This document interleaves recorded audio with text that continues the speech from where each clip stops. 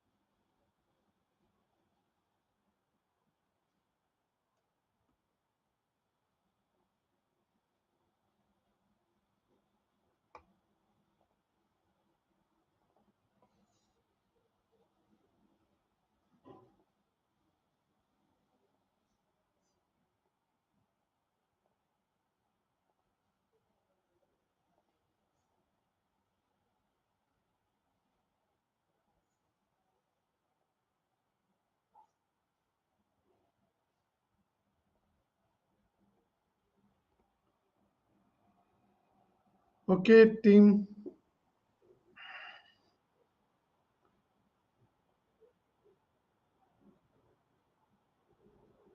So, good morning. So, let's begin our session today.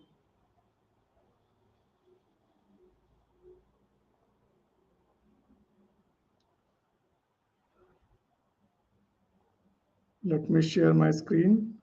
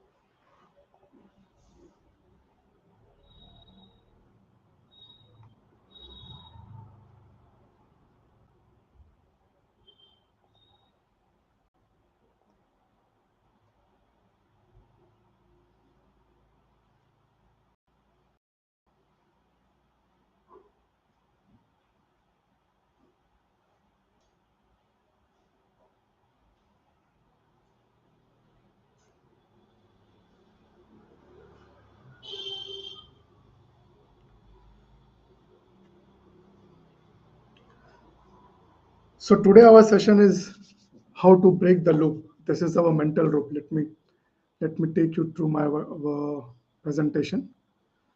So, basically, my name is Amar. People call me the brain nut, and I was working with IT. Now I'm fully helping professional IT professional optimize their brain for whatever they want, like mm, re- reducing stress, reducing anxiety, all those stuff.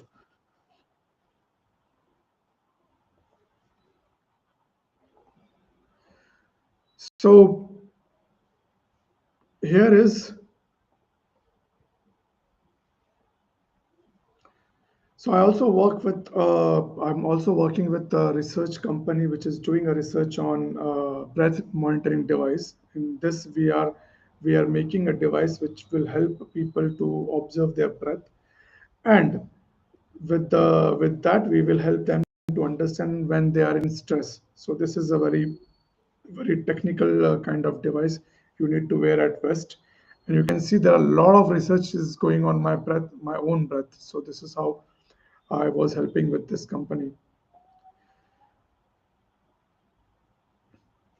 So my intention is to impact 10,000 professionals to break the loop.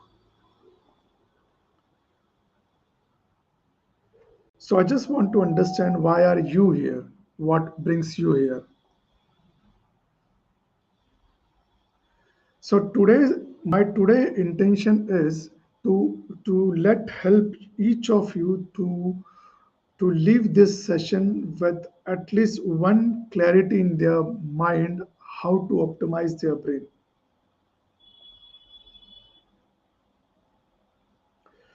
In this session, we are going to see how your brain works, how your mind work, as well as how to optimize both for peak performance.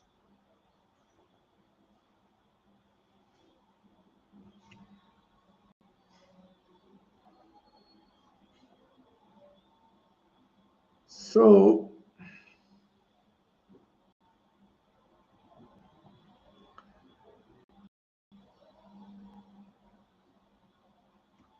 tell me, think about some time and come up with what is the biggest mistake in our life. Think for a moment and come up with what is the biggest mistake we do in our life.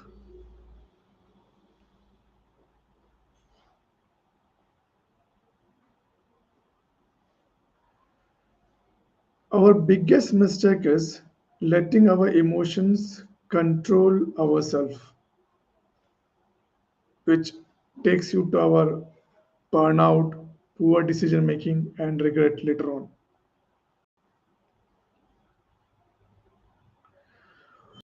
So, what are emotions is? What do you think? What are emotions is? So, emotions are basically physiological state of your mind, which help, which basically design your all action. And what triggers them, these emotions can be triggered by external events or by the internal events which is happening in your inside you. Emotion can be positive like joy, excitement, happiness, or can be negative like anger and frustration and fear.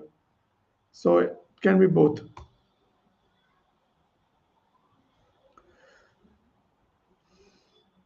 So this is how emotions design our life, like influence our choices and behavior, impact our response to challenge after, it's affect our relationship and social interaction.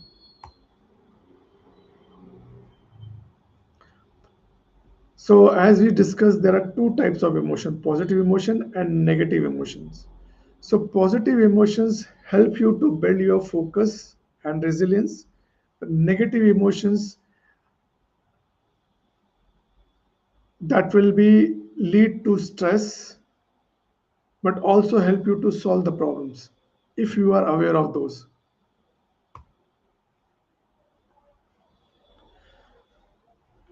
So now as we understand what is emotions is, so let me understand let me help you understand what is mind is. See, I'm completely aware of universal mind, which is this entire universe is a mind.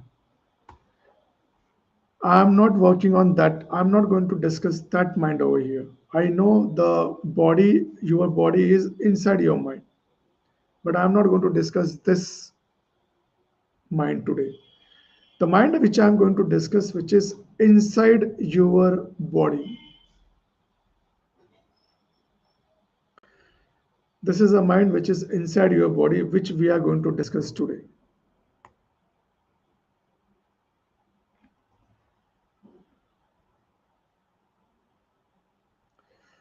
So basically, what is mind is what mind is not a physical entity. It is imaginary kind of one, and it includes it being created by your emotions, your thoughts, your belief, and your imagination. Everything put together called as mind.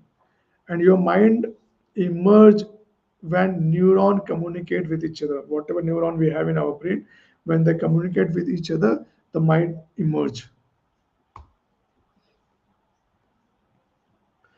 So brain is a physical component, and mind is a when your brain is in action, that becomes a mind.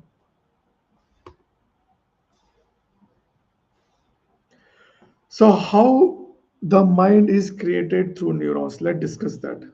So we have a billions of neurons inside our head, and these neurons communicate with each other through electrical signals and chemical messengers. So when the neurons fire together, when whichever the neurons are fired together, they always wire together. That means whenever the neurons are fired together, they kind of build a network inside our brain. So let's understand how the anatomy of the neurons. So basically, neurons has two major parts, dent, dendrites and axon. So if you see over here, this is a brain cell over here, and these are the branch kind of thing. These are the dendrites. These are the input mechanism of our brain or of our neurons. And this is axon and this is axon terminals. This axon are called kind of output terminal of our brain or neurons.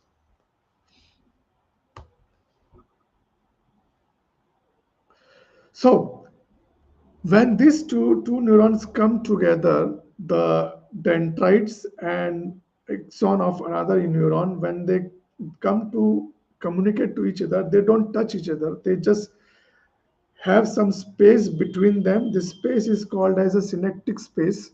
And whatever transmission happens through the chemical, it happens between this space. This is a gap. So whatever neurotransmission happen is happen from this empty space. So then whenever this um, axon secretes or send the signal to dendrites of another neuron, so it sends a chemical which is called as neurotransmitter. This neurotransmitter sends signal to one neurons to another neurons. When this process happen, this give rise to our mind. And when lot of neurons do same kind of thing, then it becomes a mind.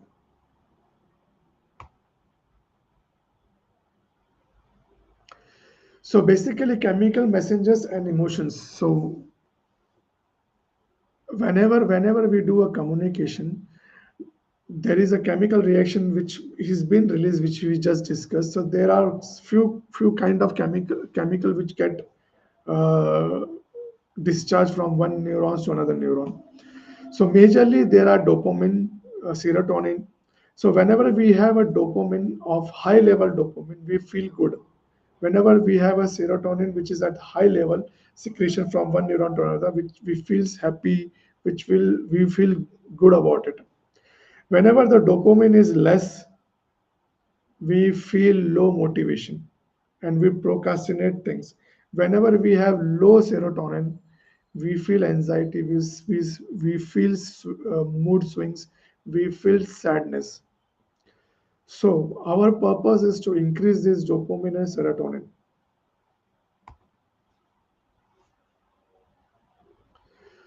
So whenever we say we have a mind, means what is actually happening? We are making this to communicate with each other.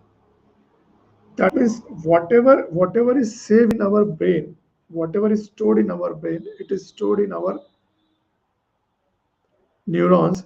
It is how the mind means whatever is known to your brain is, it is known to your mind also. And if you wanted to change your mind, the mind can only change to the level of the information which is stored in our brain. So if you want to change your mind, you first need to change your brain.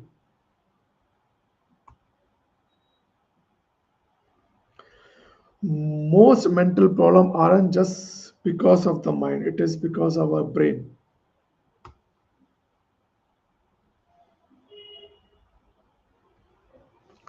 So let's understand the anatomy of brain and the why we behave in the way we behave.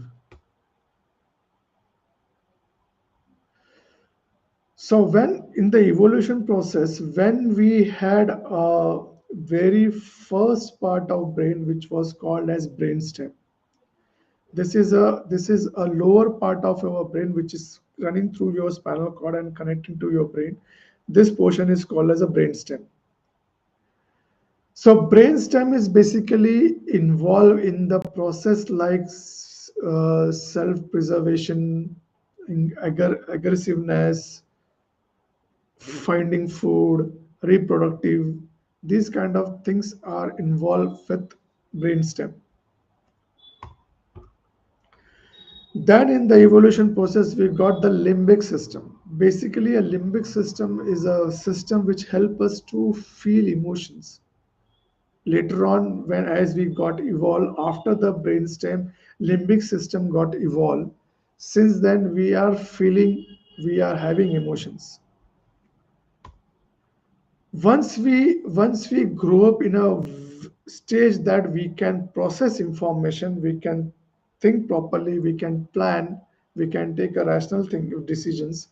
That time the upper part of our brain is developed, which is called as cortex.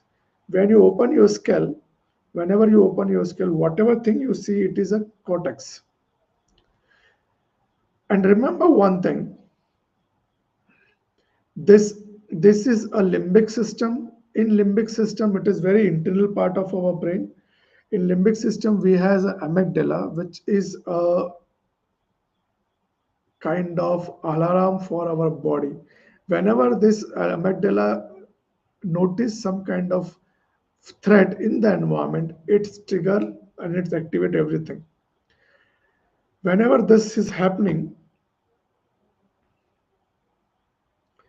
whenever this is happening, your body react in a way that it prepare itself for fight or flight. So whenever any sensory information come, it first come to the brainstem and it will quickly go to amygdala first. If amygdala see that it is not a good or bad, then you will have a response or you will have a reaction. And it is also slowly go to the cortex.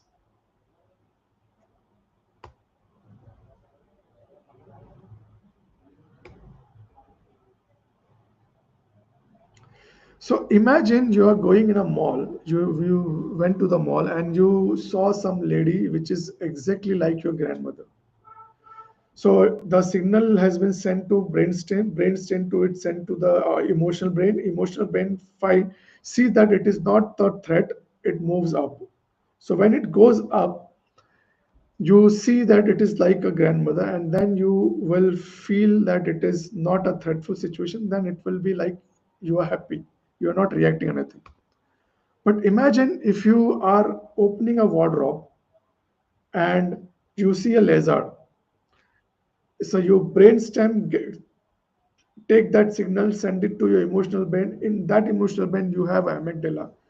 The amygdala senses that this is as a threat, and this will send a signal to a brainstem back, and you will react in that situation.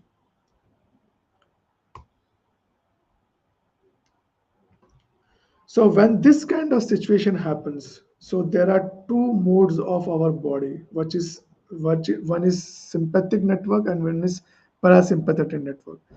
Whenever your body is in stress or in any kind of negative response mode, this portion of your brain get activated, this portion of your body get activated. So in this you will see that mostly all the major component or major part of your body is they have stopped work, and the part of your body that help you to react will start activating, just like your thighs get activated, your shoulders get activated. You need a blood flow to these kind of muscles, so your heartbeat increase, your eyes shrink because you wanted to focus on some kind of thing. You stop secreting saliva because there is no need to digestion of food at that kind of situation. You start to breathe fast because you need a more oxygen, a very fast oxygen, so you start to breathe fast. Liver stop reducing the its work, anxiety, intestine stop working, your kidneys stop purifying your blood. All of these get stops because in the mode of fight or flight you don't need these kind of things, because your body has to prepare for fight or your body has to flight, run away from the situation. The other part of this is this parasympathetic network. In this you will see your body is in relaxed, means your heartbeat is beating at normal, you are taking a normal breath, your stomach is digesting food, your intestine is digesting the food, your liver is working fine, your kidney is working fine, your eyes are relaxed, everything is very fine. The moment you trigger that fight or flight mode, it move to this portion of your autonomous system. So see over here, the moment you see the lizard in the wardrobe, you step back. The moment you step back, it is kind of safe zone for your brain. Now your brain knows that you are safe. That time the signal will goes to the cortex as well. Till then it was not going to the cortex, it will go to the cortex. Now the cortex C, and cortex is kind of a mechanism in have a brain which help you to process the information. So it will help you to process. It will see that this lizard is not the real lizard. You have some kind of very naughty kid at your home who put the pet lizard or a dummy lizard in the wardrobe just to make a fun of you. So you notice that and you find out this is not a real lizard. Then that signal comes to your amygdala. Amygdala get calmed down and you start to respond that time. Same thing can happen in the case of grandmother as well. Suppose you went to the mall, saw some lady which is just like your grandmother, but somehow in your memory you have not a good memories about your grandmother. So at that time, whenever the signal goes to the cortex, it generates the memory, it creates a memory, it start thinking about the memory which is not so good. Then it will send signal to the amygdala, and your amygdala react, and that's when even seeing that lady, you feel frightened about it. You feel scared about her.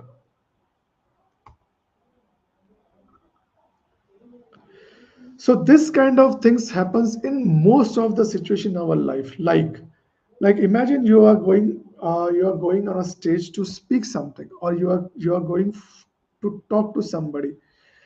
At that time, whenever you are speaking it, that at that time you have a thought that in past somebody said you are not a good speaker. So at that whenever somebody said you are not a good speaker, that information will That information will generate in your brain, and you that information comes to amygdala, you start to react, you will start to frighten, you will start to scare it, you build a stress in your body.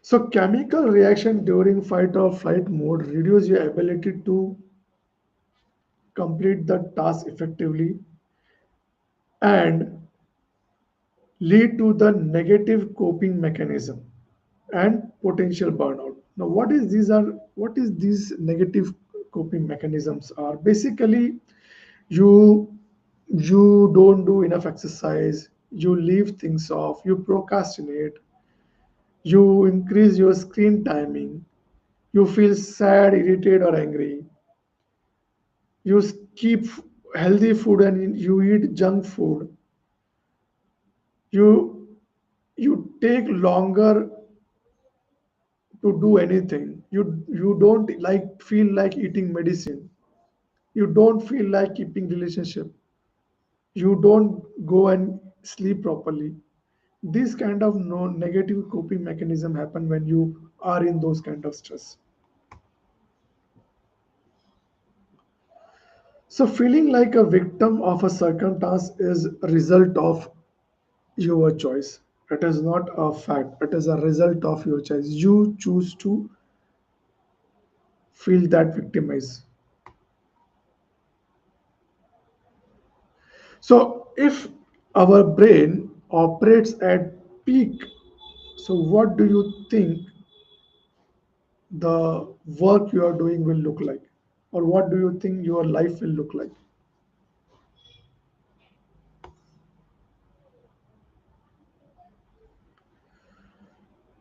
So to understand that, we need to understand first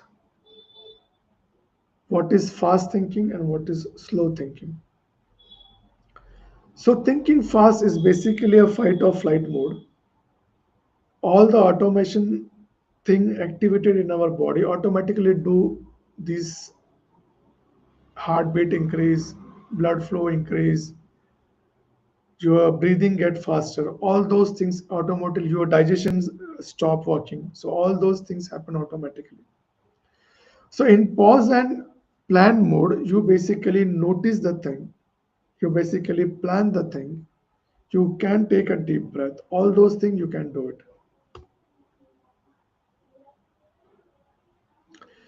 So you need to understand two things over here. When amygdala triggers, these kind of things will happen. When prefrontal cortex trigger, these kind of things happen. Prefrontal cortex is a frontal part of your brain which help us to think properly.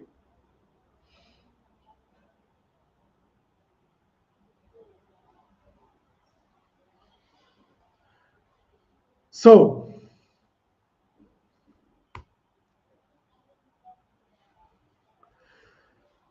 my framework to help this thing is three-step loop which I have designed for myself when I was in IT. So this three steps goes like this. Step one is showing up. Show up to the negative thing or whatever things are keeping you stuck. Notice those things. Then second step is stepping out. Stepping out means stepping out of the situation and see the situation differently. And the third step is moving on. Once you notice your situation, once you step out from the situation, now you can see situation clearly. Now you can change your plan, you can change your thinking, everything you can change, and you can move on from there. So in the example of public speaking, so whenever you feel this kind of emotion, you have to understand first whether it is internal or external. So internal means what? Are you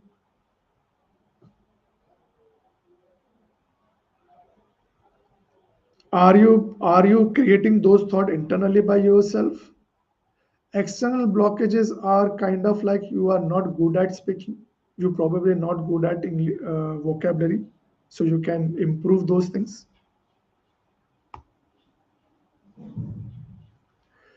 The step out thing is like you, whenever you notice that you are in stress, you step out of the situation and then you can reframe the thoughts that I will do, I am a very good speaker. This kind of thought you can generate in your mind. And from there, you can speak confidently. So, if you have to work on this, you have to create some kind of plan, which a plan I'm giving over here.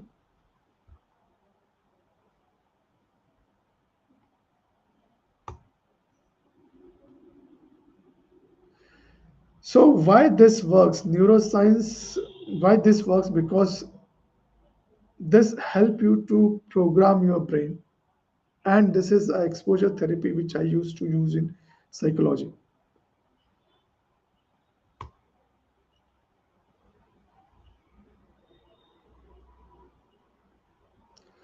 So you need to understand this. You have to focus on in your building motivation and resilience and growth. Remember one thing, change doesn't happen overnight.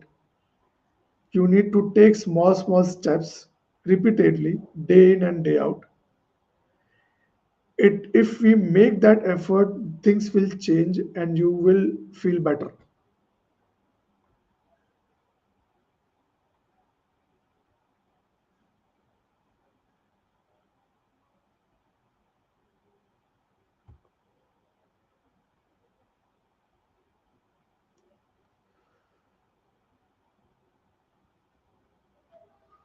So this is what all about today's session.